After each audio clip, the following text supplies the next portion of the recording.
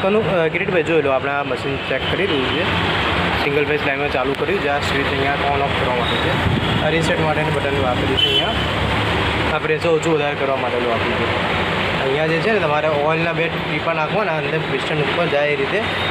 જ્યારે 1-2 દિવસમાં નાખતા રહેવાનું. અને આ તમારે એર કાઢવા માટે આપેલું છે. તમારે પ્રેશર ઘટી જાય ત્યારે આ પ્રેશર પાઇપ અહીંયા લાગશે બ્લુ કલરની. આ તમારે લગભગ 30 ફૂટથી વધારે પાઇપ છે. ત્યાં તમારે પાણી ખેંચવા માટે છે, કલર ખેંચવા માટેની પાઇપ છે ને કાળા કલરની. આ તમને આ રીતે આવશે લાગે. લોક અહીંયા લગાડવાનું છે.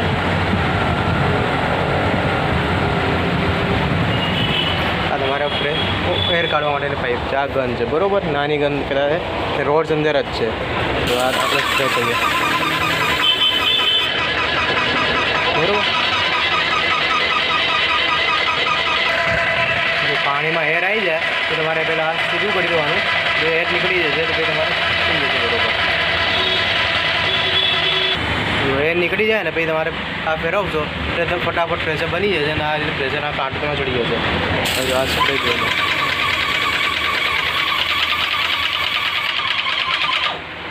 આ ગન છોડી ઓટોમેટિક બંધ થઈ ગયું બરાબર.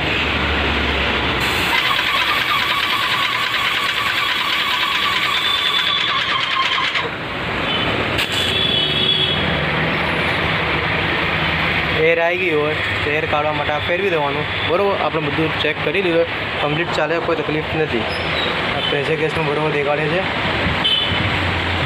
ઓન ઓફ માટે સ્વિચ અહીંયા પ્રેશર ઓછું વધારે કરવા માટે પેલું પાવર સપ્લાય અહીંયાથી ઓઇલ નાખવાનું છે બરાબર. આનો રોડ્સ અંદર બોક્સમાં જ છે બરાબર.